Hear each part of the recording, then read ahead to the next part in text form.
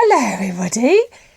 It's going to be one of those ones where I show you what I've been up to. I haven't done one of these for a while. We've been busy doing lots of other things, but I'm excited to be here with you to show you what I've been making and also what's next.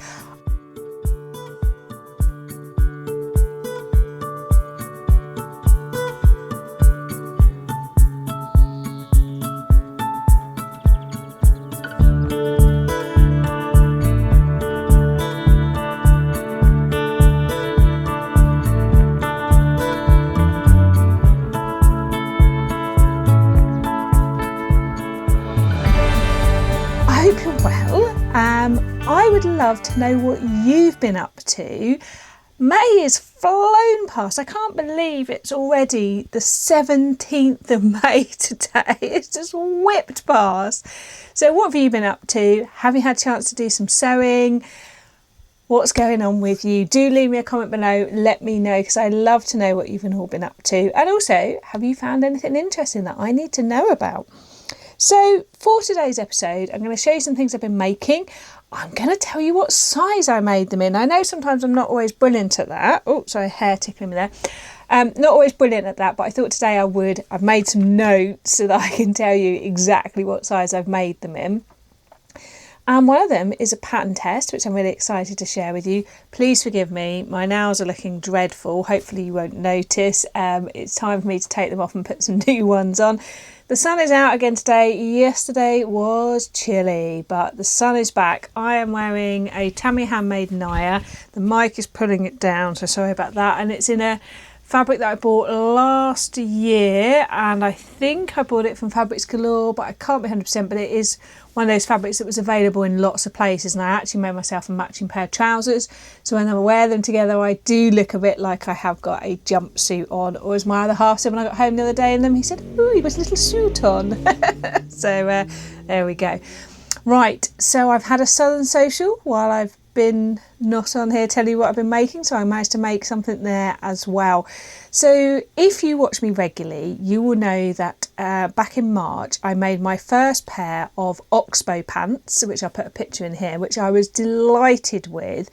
It was my first ever fly zip. I made a straight size 12 and needed no adjustments, which was amazing.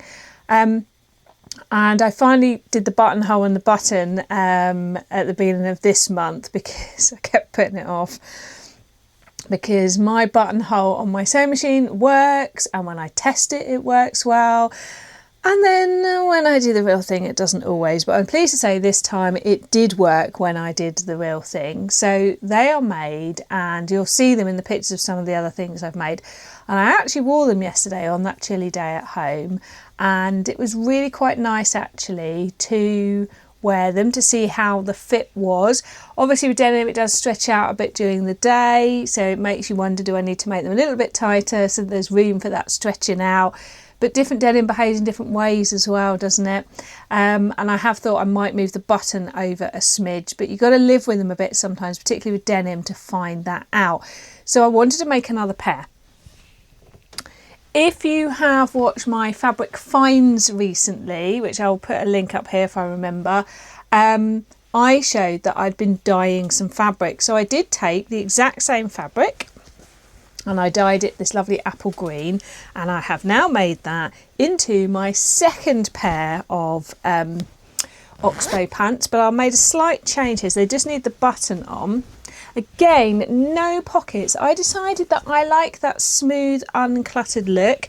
Had a slight issue. I was showing everybody how proud I was of my fly zip, and I'd actually chosen a zip that fully opened at the bottom, but I was able to resolve it by just stitching a line just above the bottom of that on the fly zip bit here, which stops it going all the way down and opening, because no one wants that.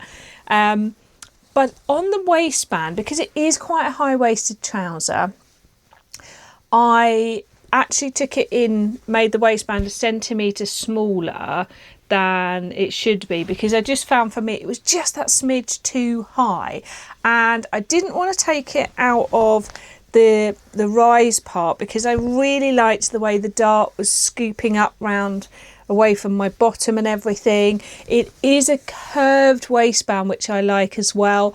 I was watching someone's video the other day, I think it was Teresa of Lost My Thread. She was reviewing some different trouser patterns and saying that she needs to make a curved waistband even when there isn't one. This one is, which I think is why it works so well. I even did the flat felled seams. Look, flat felled seams there. See if I can zoom in. I don't know if I can. Flat felled seams there. So I've just got to put the button on and choose the length. And the reason I haven't chosen the length yet is because I did think about making them cropped for sort of spring wear, but then they are still denim. So jury is out on what length. So these are the Oxbow pants by Soho 7, and I made a straight size 12. And the only thing I did differently on this one, as I say, was just reduce the height of the waistband slightly.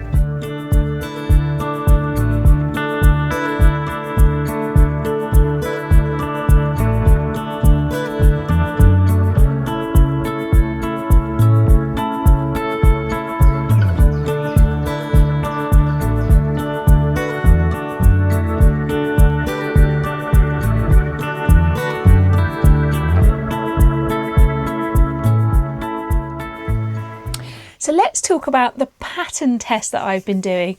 I applied and got accepted for the Double Ugly Studio Cortado pattern test, which had to be finished by Wednesday just gone. And I didn't mind the shorter time frame on this because of the pattern that it was. I've really enjoyed it, getting to know a different pattern company, getting to listen to the designer's vision and ideas on what they wanted to do with it. And I made up various different ones, and it is a great scrap buster. So I'll put it here for you and I'll just tell you a little bit about it. So it's the Cortado, and there is a sort of mock neck and a V-neck version, and it is a lovely size inclusive pattern. Let me just tell you, so I've got to open things up to be able to tell you. Don't know if you can hear that noise, the fan of my computer. It's being very loud today. So let me tell you the details. So it fits a chest of 30 inches to 68 inches, and it has two views, view A, which is a mock neck, view B, which is a V-neck. There is a crop length and a hip length. Now I'm pleased to say the crop length is not how I think of cropped. It is sitting at your natural waist. I actually, for one of mine, went between the two.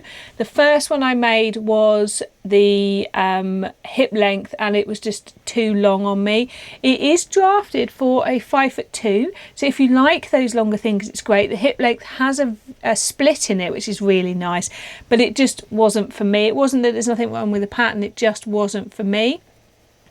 So the body measurements, as I say, go from a chest 30 to a 68 inch. The hip, although it says it goes from a 32 to a 70, it might even be 70. Actually, it can go much bigger than that because there is the split if you do the hip, and if you do the crop, it's nowhere near your hip. But the finish measurements, I'm just going to put my glasses on for this bit.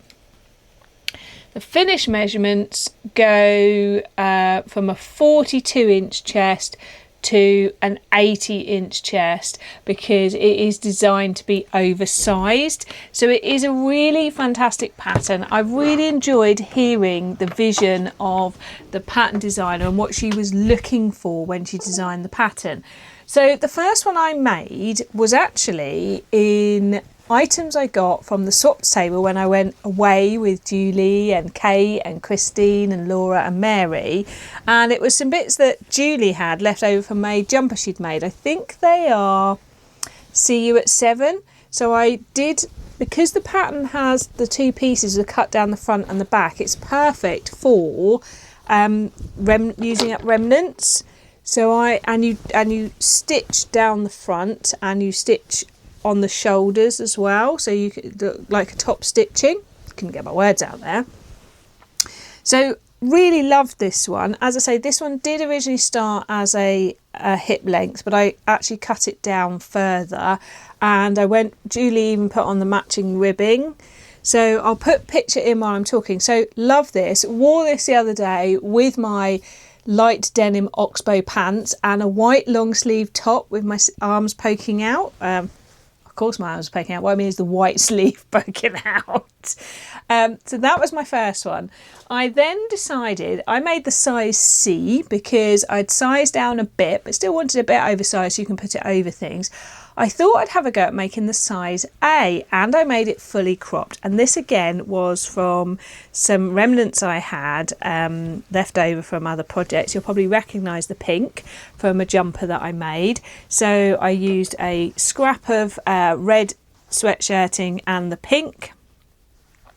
Did the same on the back, and actually decided to use the pink for the neck and the sleeve cuffs, which I think looks really good on that side. So I've put a picture in here. I quite like that crop, and it's much closer fitting.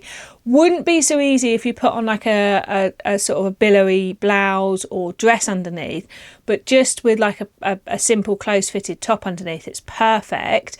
So, and I love that variety of being able to play with the sizes. So then I went back to the size C for this one, and I again had a remnant that I'd bought, and I really struggled to know what to do with it, and so I did this. So I'm really pleased. Now the print is probably designed to go that way round, but I wanted to get the best out of it, and I quite like that it's not so obvious. And this time I did it so that the print is on the alternate side rather than matching, and I went for like a teal, but a teal that picks up more colours in there.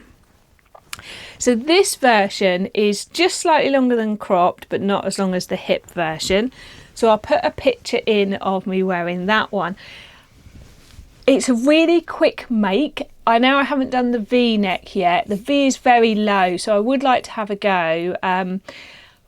But I knew I would wear those ones. It is similar-ish to the Max Tee that I've made and done a video about, but it's different enough that I would, even if I hadn't pattern tested it, I would have considered buying it, because it is really nice to have these on these days where you get a bit of a breeze and you want something to put over the top. Keeps your body warm, and also it just helps with like bringing like colours together. And I love it when you've got like a remnant or a small piece of sweatshirt left that you can mix and match, and you could do 4 different ones, which would be amazing as well. So do watch out. I think the pattern is due to come out in the next week or so, if you're interested. And as I say, it's from Double Ugly Studios, and it's the Cortado top.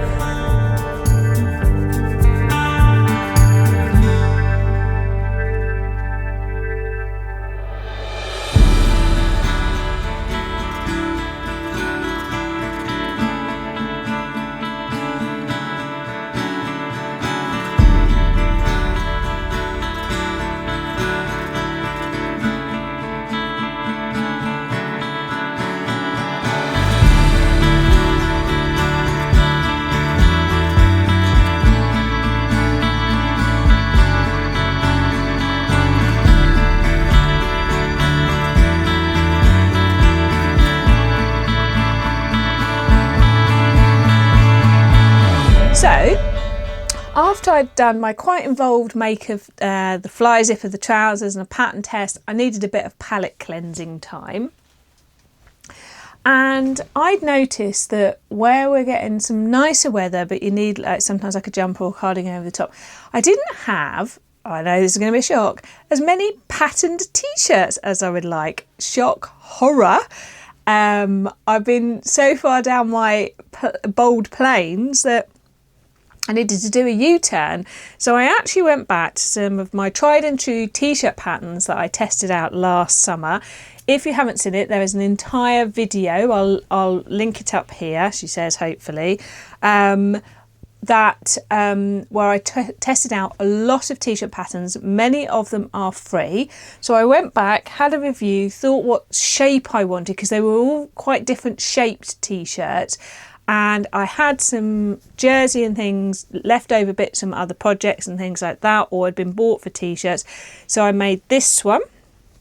Now this is the hemlock, but I actually left off the sleeve. I like it without the sleeve because it's slightly drop shoulder, not quite as much as this, but slightly drop shoulder, so that you don't have that feeling of a sleeve, but you've just got it coming over the edge of your shoulder. And I made a 6 in this. Now to get the hemlock, you do need to sign up for a newsletter. I think it's the Grain Line Studios, but it is free. I think if you're having trouble, message me and I can help you with it. I decided to just go on the bias with the neck. I wanted to do the stripes the other way, but didn't have any stretch, so it's got like a weird woo to it. And I just love this. I have stretched the jersey so that it curls inward. I'm trying to decide whether I want to do a little facing in there or what to do, but this is just perfect for if you think like where you've got those days where you've got like a nice summer trouser on, t-shirt, and then you can throw some kind of cardigan over the top.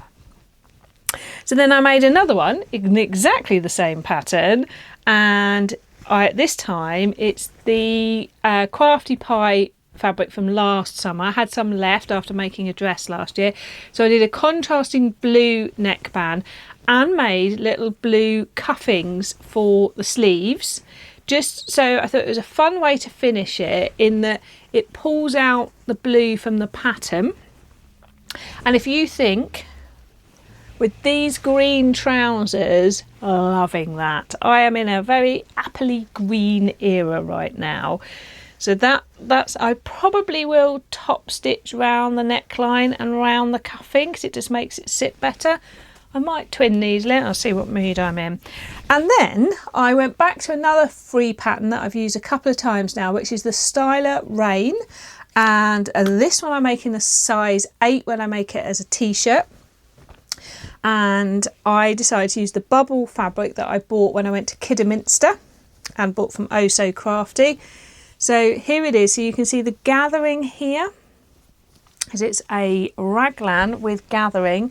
Loving this again with the green trousers, but I am slightly jury's out on the neckline because I have enough fabric to do the bubble, but I wondered about doing a plain, like maybe like a lilac or something, or the teal round the neckband, just because I thought plain neckband might just sort of, I don't know, just contrast with it.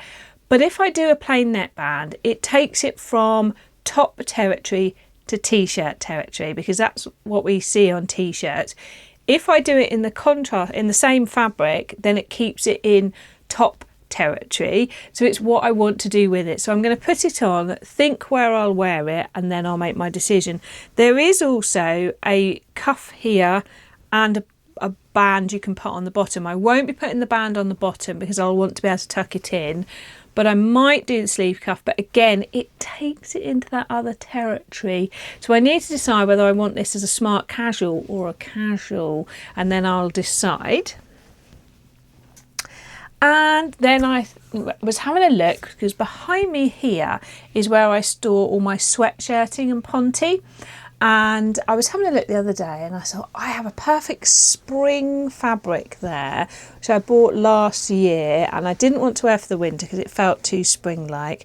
And I was like, I know, I'll make myself a jumper in it, because it is a brushed back French terry.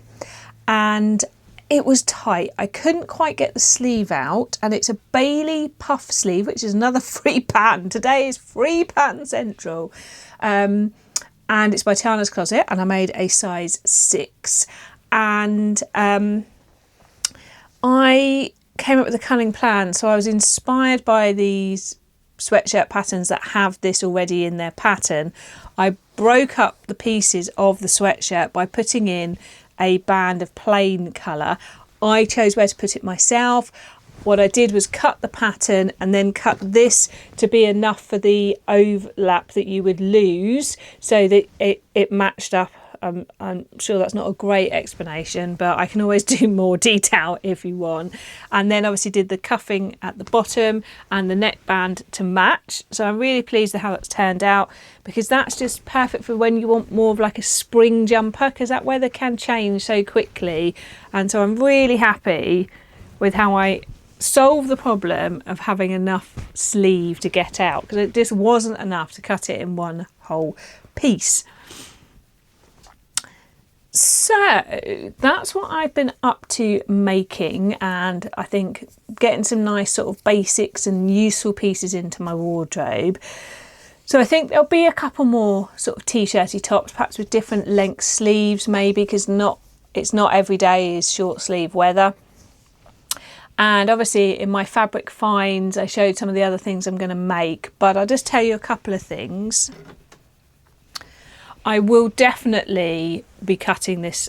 Now, if you remember back earlier in the year, I am denied about cutting it. It is a Tilly and the Buttons Billy jumper dress. I just don't wear it. So I am going to cut it into a jumper, and I'm pretty sure I will then wear it. I might change the neck band and just halve that down a bit as well, because it's got lots of lovely spring colours in it, and I just need to wear it. And so part of me, Made May, is thinking, what in my wardrobe is not working? This is not working as it is. And then I'm going to start on the next part of my fitted trouser adventure. Obviously I've had last year my summer trouser adventure of making lots of different summer trousers, and although they could be made in wintry fabrics, they were my elasticated waist era.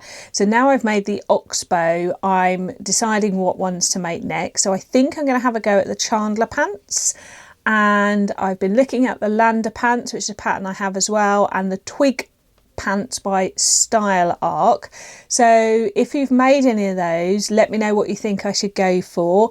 I think the Chandler pants I like the look of. They don't have a fly zip, but you can put one in, and I've read her instructions on how to do it, and I like the look of those, and they do feel like that next step of being slightly more fitted, not as fitted obviously as the Oxbow, but slightly more, just different from just elasticated all round. So that is definitely on my list as well to start exploring. And I have got something coming up really exciting with my handmade wardrobe with Sarah, so I will tell you more details about that as soon as I can. I hope you get a chance to do the things that you would love to do this weekend, or even just a little bit of time to do that. Do tell me what you've been up to. I love to know, and I will catch you again soon. Bye.